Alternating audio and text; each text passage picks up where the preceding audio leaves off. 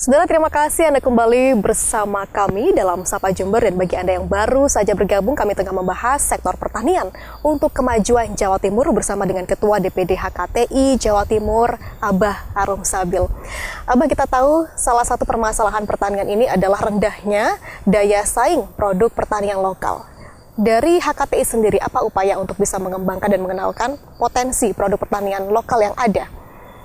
Daya saing itu bukan hanya dari sisi kualitas saja. Ya. Daya saing yang sebenarnya kita kalah saat ini adalah dari biaya produksi kita.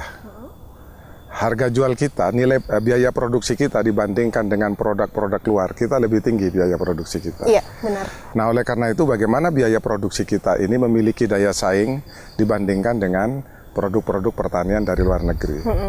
Nah, ini tugas HKTI. HKTI akan tentunya terus berkoordinasi dengan pemerintah agar jangan sampai nanti para petani yang seperti saya katakan tadi akhirnya tidak memiliki harapan dan tidak memiliki nilai ekonomi di bidang pertanian ini karena biaya produksinya yang tinggi. Iya, benar. Dan ketika dilepas di pasaran ternyata harga barang yang sudah masuk diimpor kita kalah bersaing. Karena masyarakat kita tentu berpikirnya tidak melihat kualitas atau produk lokal atau produk luar, tapi masyarakat biasanya umumnya para konsumen itu mana yang murah dan mudah, nah itu yang mereka ambil begitu.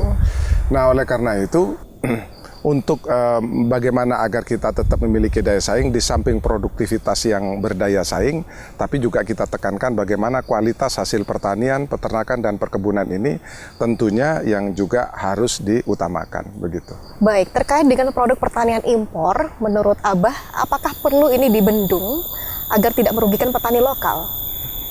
Ya, sekarang ini kan bagaimana untuk membendungnya? Karena yang punya kuasa untuk membendungnya itu adalah pemerintah. Iya. Ya. Nah, saat ini kenyataan di depan mata, produk-produk pangan pertanian dari luar negeri itu sudah membanjiri bukan hanya pasar modern, tapi pasar tradisional. Nah, yang bisa kita lakukan adalah saat ini oleh petani, ya tentu daya saing itu. Bagaimana biaya produksi kita lebih bisa kita tekan, terus dengan kualitas yang tentu kita juga lebih kita tingkatkan.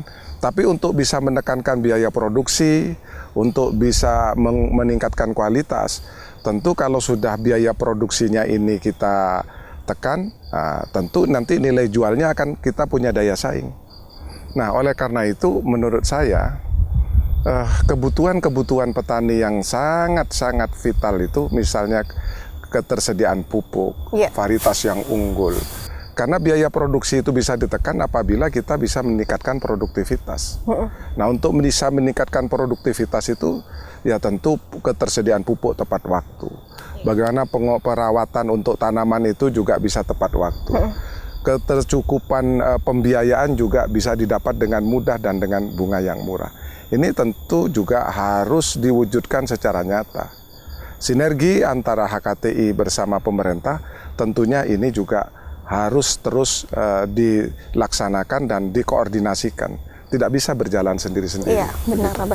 Terkait dengan pupuk yang langka dan ini tidak menjadi selesai begitu, tidak berujung masalah tersebut.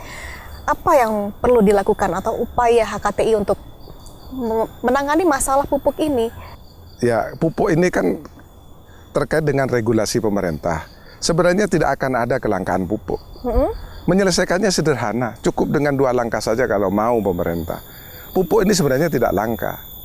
Yang menjadi langka itu karena negara tidak memiliki anggaran yang cukup untuk memenuhi pupuk bersubsidi kepada seluruh petani. Karena tidak memenuhi anggaran yang cukup untuk memenuhi seluruh kebutuhan pupuk subsidi kepada petani, akhirnya pemerintah bikin regulasi. Yang boleh mendapatkan pupuk bersubsidi hanya petani yang memiliki lahan tidak lebih dari 2 hektar. Nah, mereka petani yang memiliki lahan lebih dari 2 hektar tidak boleh menggunakan pupuk bersubsidi. Nah, kalau kita mau bicara tentang ketahanan pangan, swasembada pangan, tidak boleh ada aturan seperti itu.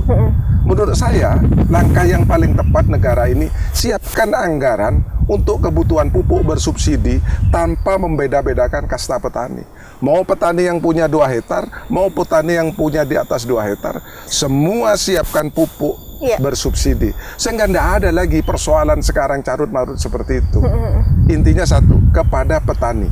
Kepada petani. Nah, kalau petani ada yang punya 0,5 hektar, ada yang punya 2 hektar, ada yang punya di atas 2 hektar. Ini kan hukum alam. Ini yang memang sudah dikapling oleh Allah sesuai dengan rezekinya yang dikaplingkan oleh Allah. Jadi sekarang menurut saya di era pemerintahan Pak Prabowo ini, saya mohon banget kepada Pak Prabowo, kepada Presiden, dan tentunya mudah-mudahan ini dengar oleh Menteri Pertanian, maka tidak usahlah ada kasta-kasta, ada petani 0,5 hektar atau petani yang di bawah 2 hektar dan petani yang di atas 2 hektar dibedakan. Kalau pemerintah tidak punya anggaran untuk menyiapkan pupuk bersubsidi, maka menurut saya tidak perlu ada pupuk bersubsidi. Semua non-subsidi saja, asalkan tepat waktu.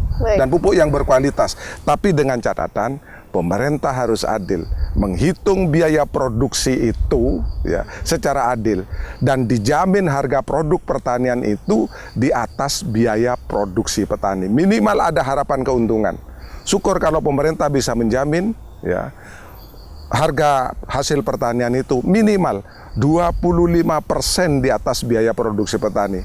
Insya Allah itu akan menjadi semangat baru bagi para petani Indonesia. Baik, ada rumusan yang sudah dikaji begitu terkait dengan bagaimana penyelesaian masalah pupuk dan lain sebagainya dari HKTI, namun itu tentunya berkaitan dengan regulasi dan pemilih kebijakan yang akan menentukan nanti begitu ya Pak. Semakin menarik diskusi kita, namun kita akan rehat sejenak terlebih dulu.